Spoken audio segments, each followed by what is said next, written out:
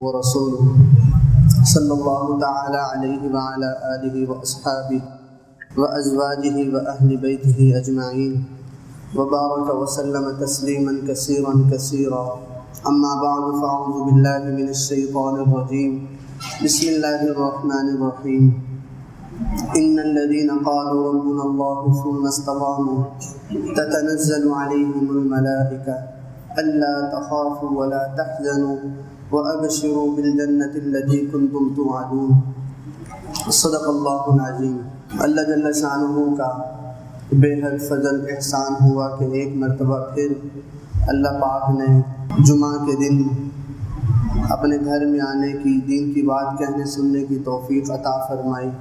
اللہ تعالی ہماری اس حاضری کو اپنی بارگاہ میں قبول فرمائیں۔ گزشتہ جمعہ بات چل رہی تھی کہ رمضان المبارک ابھی رخصت ہوا اور جو اعمال ہم نے کیے تھے ان اعمال کو سارا سال بچا کر، ان برکات کو، اس روحانیت کو سارا سال بچا کر کیسے لے جایا جا سکتا ہے، تو اس کے لیے 4 چیزیں بیان کی تھی۔ پہلی جو چوتھی چیز تھی وہ تھی استقامت۔ تو پھر اس پر میں نے عرض کیا تھا کہ استقامت کے لیے قرآن و سنت سے 10 باتیں ایسی ہیں کہ جن پر ہم عمل کر لیں تو استقامت نصیب ہو سکتی ہے۔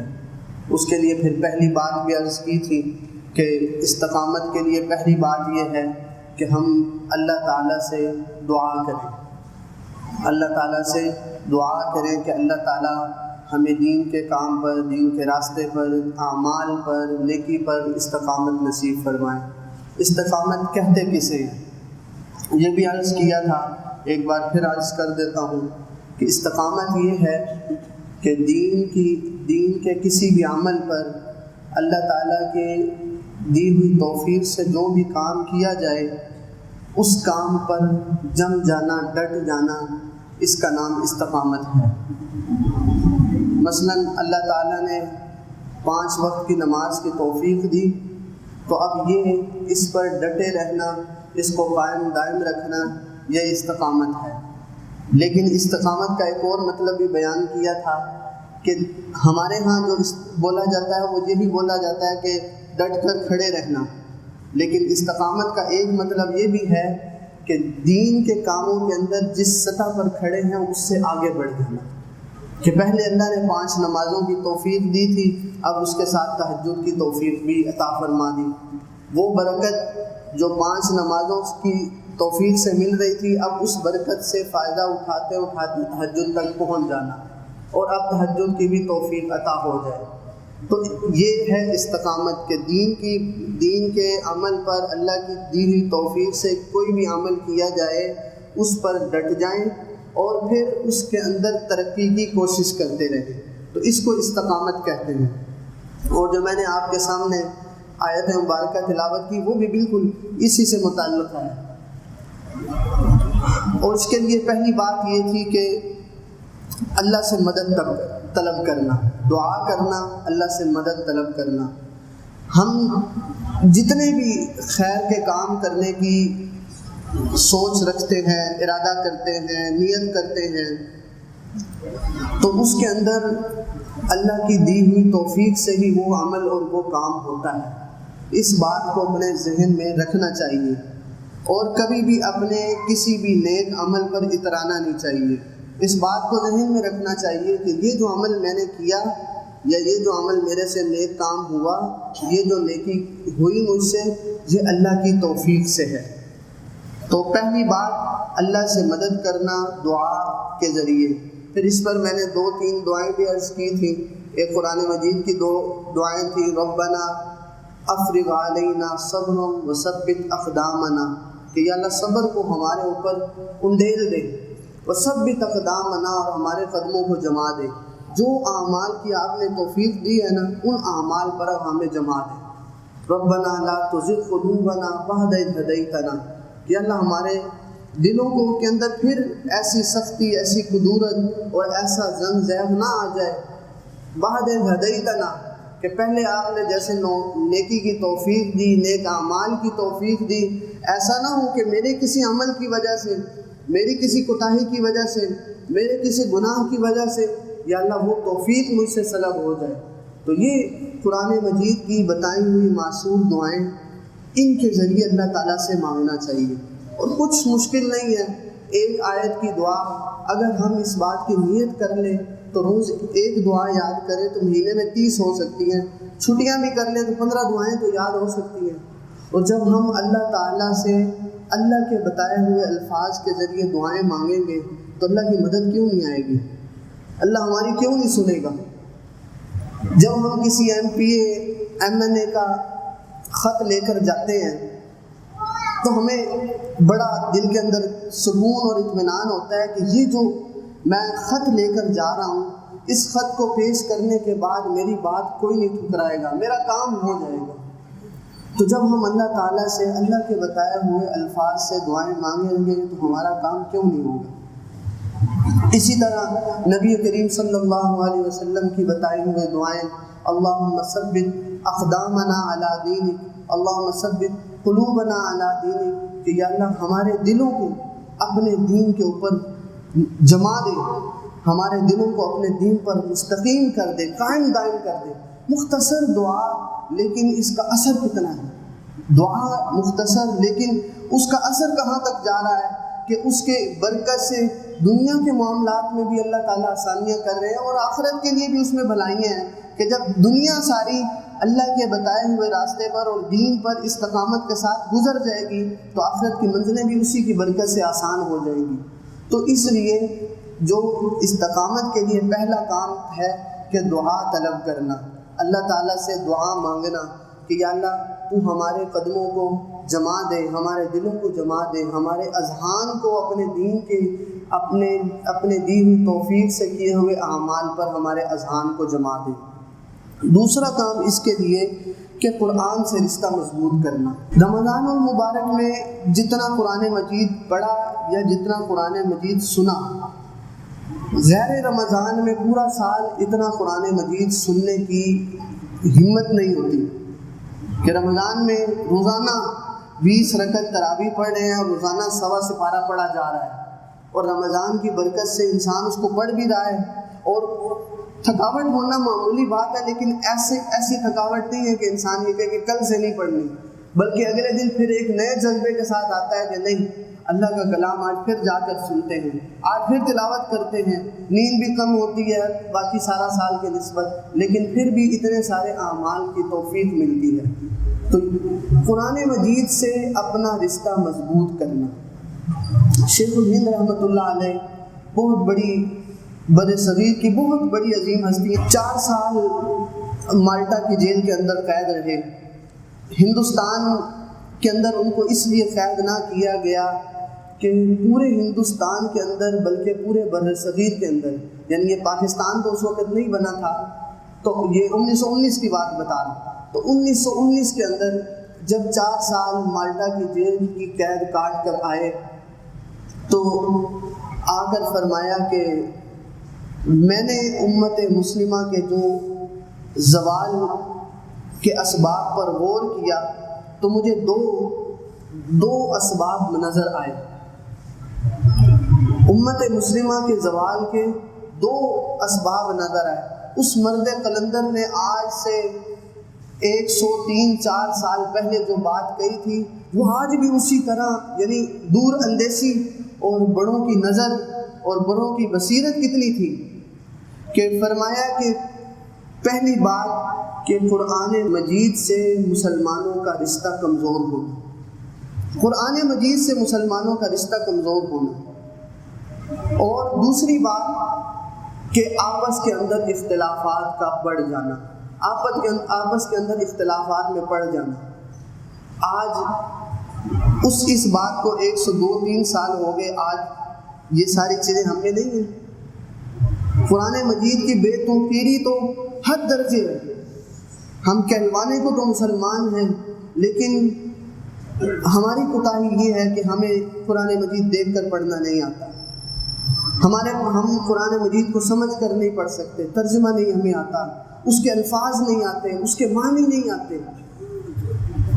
تو یہ قرآن مجید کی حد درجے بے توقیری، بے ادبی بھی ہے، اور وہ جو اس مرد قلندر نے بات کی تھی کہ امت مسلمہ کا کہ زوال کا اسباب کہ آج پوری دنیا کے اندر 55 اسلامی ملک ہیں اور پوری دنیا کے اندر مسلمان آج مظلوم ہیں، پٹ رہے ہیں۔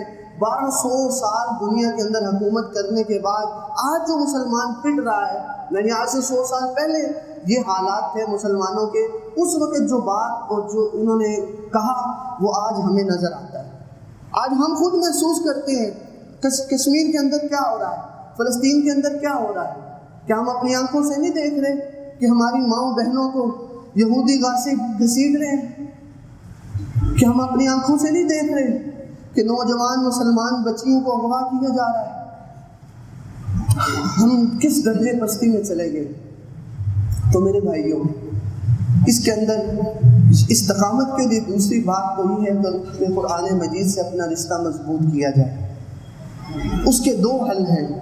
پہلا حل یہ ہے کہ قرآن مجید کو لفظاً اور معناً، یہ بھی شیخ الہند رحمۃ اللہ علیہ نے فرمایا کہ قرآن مجید کو لفظاً اور معناً عام کیا جائے۔ لفظاً عام کرنے کا مطلب یہ ہے کہ قرآنی مکاتب قائم کیے جائیں، جگہ جگہ قرآنی مکاتب قائم کیے جائیں۔ ضروری نہیں ہے کہ اس کے لیے آپ بہت بڑا مدرسہ بنائیں، آپ کے لیے لاکھوں روپے وسائل ہوں۔ آپ اپنے گھر کے ڈرائنگ روم کے اندر بھی، آپ اپنے گھر کے بیٹھک کے اندر بھی کسی کو ماہانہ 2000 5000 دے کر 1 گھنٹے کے لیے بچوں کی تعلیم اور تربیت کے لیے، خواتین کی، مردوں کی تعلیم و تربیت کے لیے انتظام کرے کہ ان کو قرآن مجید پڑھنا آ جائے، ان کا قرآن مجید سے رشتہ جڑ جائے، میرا قرآن مجید سے رشتہ جڑ جائے۔ تو لفظاً قرآن مجید کو عام کرنا، اور دوسرا معناً کہ قرآن مجید کی تفسیر اور اس کی تفسیر اور اس کے معنی کو سمجھنا۔ اور دوسری بات جو فرمائی کہ امت مسلمہ کا جو زوال ہے وہ کیسے ختم ہو سکتا ہے، وہ یہ ہے کہ آپس کے اختلافات کو ختم کرنا۔ آج اگر ہم دیکھیں سوشل میڈیا، پتہ نہیں آپ کس حد تک یوز کرتے ہیں، لیکن سوشل میڈیا پر اگر آپ دیکھیں اور اپنی نجی محفلوں میں دیکھیں، گلی محلوں کی بیٹھکوں میں دیکھیں، تو کوئی عمران خان کو برا بھلا کہہ رہا ہے، کوئی نواز شریف کو برا بھلا کہہ رہا ہے، کوئی کسی کو برا بھلا کہہ رہا ہے۔ ہر ایک دوسرے کے دست و گریباں ہے، ہر ایک دوسرے کو نیچا کرنے کے لیے تیار ہے۔ یقین جانیے اس بات کا ہماری آخرت کے ساتھ کوئی تعلق نہیں ہے۔ اگر عمران خان غلط ہے تو اس کا جواب اس نے اللہ کو دینا ہے، اگر نواز شریف غلط ہے اس کا جواب اس نے اللہ کو دینا ہے۔ میرے اور آپ سے اللہ نے یہ پوچھنا ہے کہ تم نے اس میرے دیے ہوئے دین کے مطابق کتنا عمل کیا تھا، تم نے دنیا میں کیا کیا تھا۔ لیکن جس بات کا ہم سے جواب ہونا ہے اس کے بارے میں ہمیں فکر نہیں ہے، اس کے بارے میں کوئی ڈیبیٹ نہیں ہے، کوئی ہمارا اس کے بارے میں مطالبہ نہیں ہے، کوئی غور فکر نہیں ہے۔ اس لیے میرے بھائیوں، اس مجلس میں دوسرا تہیہ آپ یہ کریں کہ کبھی بھی اختلافات پیدا کرنے والے لوگوں کو اپنے درمیان جگہ نہ دیں، اپنے معاشرے میں جگہ نہ دیں، اپنے خاندان میں جگہ نہ دیں۔ کیوں کہ ہماری اگر امتوں کو زوال اس بات سے آ سکتا ہے کہ آپس کے اختلافات سے امتوں کو زوال آ سکتا ہے، تو میرے اور آپ کے خاندان کو زوال کیوں نہیں آئے گا؟ میرے آپ کے ملک کو زوال کیوں نہیں آئے گا؟ اس لیے دوسرا جو حل شیخ الہند رحمۃ اللہ علیہ نے فرمایا کہ آپس کے اختلافات کو ختم کرنا۔ تیسری بات جو استقامت کے لیے وہ یہ ہے کہ ذکر اللہ تعالیٰ کی یاد۔ آج ہم اللہ کی یاد سے غافل ہو گئے۔ مسجد میں آئیں، ہم نے مسجد کو اللہ کی یاد کے لیے خاص کیا ہوا ہے، مسجد سے باہر جائیں تو پھر ہم سمجھتے ہیں کہ اب ہم آزاد ہیں۔ نہیں، اللہ کی یاد، اللہ تعالیٰ کا ذکر ہر آن ہر گھڑی کیا جا سکتا ہے۔ جب ہم استقامت چاہتے ہیں، جب ہم اللہ سے اپنا رشتہ مضبوط کرنا چاہتے ہیں، تو میرے بھائیوں اس کے لیے اپنے آپ کو ذکر اللہ کی عادت ڈالو۔ ایسی مجالس اختیار کرو جس کے اندر ذکر اللہ تعالیٰ کا ذکر کیا جاتا ہے۔ اور ان مجالس کا مقصد یہ نہیں ہے کہ ہم بس وہاں ذکر کریں اور اس کے بعد چھٹی، بلکہ ان مجالس کا مقصد یہ ہوتا ہے کہ ان کے اندر جا کر سیکھا جائے، پھر اپنی تنہائیوں کے اندر اللہ تعالیٰ کو یاد کیا جائے۔ تو تیسری بات استقامت کے لیے یہ ہے کہ ہم اللہ تعالیٰ کا ذکر کثرت سے کریں۔ قرآن مجید میں فرمایا نا، وَإِذَا لَقِيتُمُ الَّذِينَ كَفَرُوا زَحْفًا فَلَا تُوَلُّوهُمُ الْأَدْبَارَ، جب تم کافروں سے ملو، اللہ سے مدد طلب کرو، وذکروا اللہ، اللہ کا ذکر کرو، اللہ کو یاد کرو۔ کیوں کہ ہر کام کے اندر، ہر بات کے اندر، ہر عمل کے اندر اللہ کی یاد آپ کو اللہ کے قریب کرے گی۔ چوتھی بات استقامت کے لیے کہ احکامات شریعت کے آگے اپنے آپ کو سرنڈر کریں۔ آج ہمارے ہاں مزاج یہ بن چکا کہ اگر کوئی منبر و محراب سے کوئی مسئلہ بیان ہو جائے، ہماری سمجھ میں نہ آئے تو ہم نماز کے بعد مولوی صاحب کے سامنے کھڑے ہو جاتے ہیں، مولوی صاحب یہ آپ نے بات کہی کہاں سے کر دی آپ نے؟ مثلاً اگر کہیں سے کہہ دیا جائے کہ بھئی داڑھی رکھو، یہ شریعت کا حکم ہے، تو ہم پریشان ہو جاتے ہیں اور ہم کہتے ہیں سارا دین داڑھی کے اندر ہے۔ پھر ہم کہتے ہیں وہ داڑھی والے یہی کام کرتے ہیں، یہ دیکھو داڑھی رکھ کے ایسا کام کر رہے ہیں۔ میرے بھائیوں، کسی کے عمل سے دین کے کسی حکم کو نشانہ نہیں بنایا جا سکتا۔ اپنے آپ کو اللہ تعالیٰ کے احکامات کے آگے ہمیں سرنڈر کرنا پڑے گا۔ میں نہیں اللہ کا حکم پورا کر رہا تو اپنے آپ کو سرنڈر کرنا پڑے گا کہ یا اللہ میری کمزوری، یا اللہ میری غلطی ہے، تو مجھے توفیق دے دے۔ لیکن اگر ہم اللہ کے احکامات کے اندر نکتہ چینی کا، اللہ کے احکامات کے اندر اگر ہم عیب جوئی کا مزاج بنا لیں گے، پھر کبھی بھی ہدایت پر استقامت نصیب نہیں ہوگی۔ چوتھی بات یہ ہے کہ احکامات شریعت کے سامنے اپنے آپ کو سرنڈر کریں، سمجھ میں آئے یا نہ آئے اس کو مانیں، تسلیم کریں۔ عمل نہیں کر سکتے تو اللہ تعالیٰ سے معافی مانگیں۔ پانچویں بات کہ اہل استقامت کے احوال پڑھیں، اور دنیا کے اندر سب سے زیادہ استقامت والے لوگ جن کے بارے میں قرآن مجید نے فرمایا اولو العزم لوگ، وہ انبیاء اکرام رضوان اللہ اجمعین، کہ انبیاء اکرام رضوان اللہ اجمعین کے احوال پڑھیں۔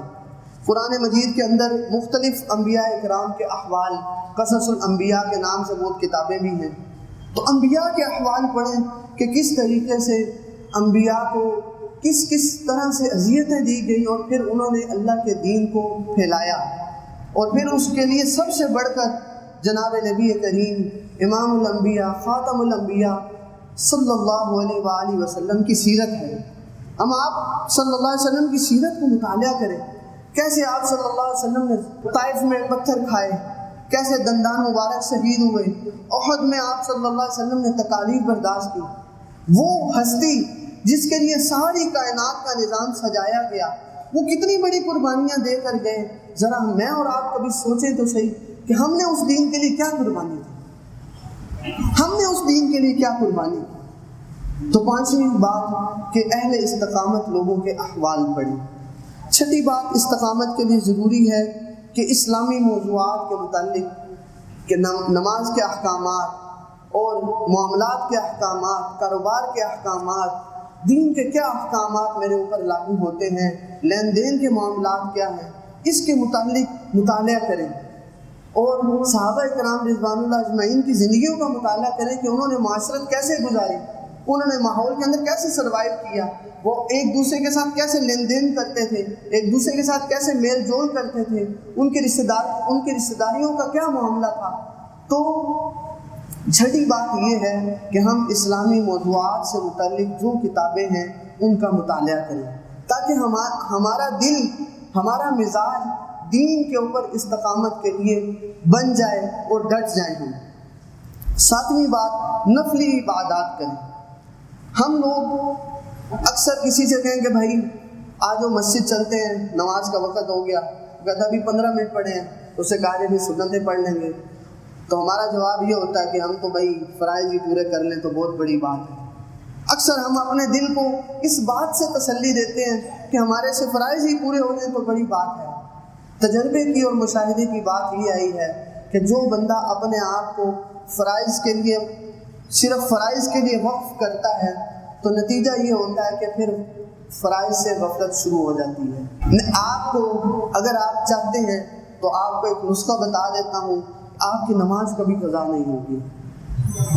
آپ تلاوت کرنا شروع کر دیں، اپنی زندگی کا معمول بنا لیں، وقت ہو یا نہ ہو، دکان پر جائیں نہ جائیں، کہیں اور جائیں یا نہ جائیں، بیماری ہے، صحت ہے، گھر میں بیٹھے، دکان پر بیٹھے صرف 5 منٹ قرآن مجید کی تلاوت کا معمول بنا لیں۔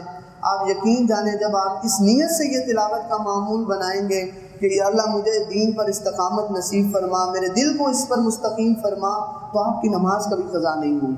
آپ کا دل نہیں کرے گا کہ نماز چھوڑ دیں۔ جو دل پہلے کہتا تھا کہ گھر جا کے نماز پڑھ لیں گے، دکان بند کر کے نماز پڑھ لیں گے، وہ دل آپ کو کہے گا کہ نہیں، اللہ کا حکم آیا ابھی جا کر نماز پڑھ لیں۔ اور 8ویں بات اس کے لیے کہ علمی مجالس کے اندر شرکت کریں۔ یہ جو ہمارا جمعے کا ماحول ہوتا ہے، اور ہمارے حضرت پیر و مرشد حضرت مولانا قاری محمد رفیق صاحب دامت برکاتہم ہر ہفتے یہاں پر، ہر جمعہ یہاں پر تشریف لاتے ہیں، بیان کرتے ہیں۔ یہ جو علمی مجلس ہے، یہ اس علمی مجلس کو اپنے ایمان کے لیے ضروری سمجھیں، اس کو محض 2 رکعت جمعہ کے فرائض کے لیے نہ چھوڑیں۔ اس لیے اس مجلس میں وقت سے پہلے آ کر بیان کے لیے انتظار میں آ کر بیٹھنا کہ کوئی دین کی بات میں سنوں گا، مجھے علم کا، مجھے عمل کا نفع ہو جائے گا۔ تو انشاءاللہ جب آپ اس نیت سے آنا شروع کریں گے، فرشتوں کے ماحول میں وقت سے پہلے آ کر بیٹھیں گے، تو دل کے اندر اطمینان بھی نصیب ہوگا اور پھر اعمال پر استقامت بھی نصیب ہوگی۔ اور 9ویں بات، استقامت پر جمع رہنے کے لیے 9واں عمل، 9ویں بات، بری صحبت سے بچنا۔ میرے بھائیوں، بری صحبت سب سے تیز ترین چیز ہے برائیوں کی طرف لے جانے کے لیے۔ آپ کی انفرادی زندگی، آپ کی علیحدگی کی زندگی، آپ کی تنہائی کی زندگی اگر خراب ہے، وہ آپ کو اتنی جلدی خراب نہیں کرے گی جتنی جلدی آپ کو بری صحبت خراب کرے گی۔ تو اس لیے نوجوان طبقے سے، جو میرے خاص طور پہ میرے ہم عمر یا میرے سے چھوٹے ہیں، ان سے یہ میں درخواست کروں گا کہ بری صحبت سے بچیں۔ اگر آپ بری صحبت سے بچ گئے، یقین جانیں اللہ تعالیٰ اس کی برکت سے جو آپ کے انفرادی کوتاہیاں کمی بھی ہوں گی، اللہ تعالیٰ ان کو بھی دور کر دے۔ تو اس لیے 9ویں بات یہ ہے کہ استقامت پر جمنے کے لیے کہ ہم بری صحبت سے اپنے آپ کو بچائیں۔ اور 10ویں اور آخری بات یہ ہے کہ توبہ کا مزاج بنائیں۔ انسان ہے، بارہا توبہ کرتا ہے، بارہا کوشش کرتا ہے، پھر غلطی ہوتی ہے، پھر اللہ کی نافرمانی ہوتی ہے، کبھی فرائض چھوٹتے ہیں، کبھی نوافل چھوٹتے ہیں، کبھی گھر کے اندر معاملات خراب ہوتے ہیں، کبھی رشتہ داروں میں معاملات خراب ہوتے ہیں، کبھی لین دین میں معاملات خراب ہوتے ہیں۔ انسان ہے، اس نے معاشرے میں سروائیو کرنا ہے، معاشرے کے اندر اس نے رہنا ہے، لوگوں سے معاملات کرنے ہیں، رشتہ داروں کے ساتھ معاملات کرنے ہیں، گھر والوں سے معاملات کرنے ہیں، لیکن ان سب معاملات کے اندر 100% پورا اترنا مشکل کام ہے۔ مشکل ہے، ناممکن نہیں ہے، مشکل ہے، ناممکن نہیں ہے، لیکن جب انسان اس بات کے لیے تہیہ کر لے کہ میں نے اللہ کی نافرمانی نہیں کرنی، میں نے اللہ کا حکم نہیں توڑنا، تو پھر جب کبھی بھی ٹوٹ جائے تو پھر فوراً اللہ تعالیٰ سے توبہ کرے۔ ہمارے ہاں عمومی مزاج یہ ہے کہ اگر کوئی غلطی ہو جائے تو ہم اپنے دل کو تسلی دینے کے لیے اس غلطی کے لیے باطل تعویلات کرتے ہیں۔ ہم اس کے لیے، شیطان ہمیں اسلامی اور شرعی جال دکھاتا ہے کہ شریعت میں تو یہ بھی ہے، اسلام میں تو یہ بھی ہے، لیکن میرے بھائیوں، توبہ کے مزاج کو اپنائیں۔ اگر استقامت پر ڈٹنا چاہتے ہیں تو توبہ کا مزاج بنائیں گے تو پھر اللہ تعالیٰ ہمیں ایمان پر اور اعمال پر استقامت نصیب فرمائیں گے۔ تو یہ 10 باتیں ایک بار صرف یہ دوبارہ عرض کیے دیتا ہوں کہ پہلی بات یہ ہے کہ اللہ تعالیٰ سے مدد طلب کرتے رہیں۔ دوسری بات یہ ہے کہ قرآن مجید سے اپنا رشتہ مضبوط کریں۔ تیسری بات یہ ہے کہ ذکر اللہ کی عادت اپنائیں، اللہ تعالیٰ کا ذکر چلتے پھرتے اٹھتے بیٹھتے کرنے کی عادت بنائیں۔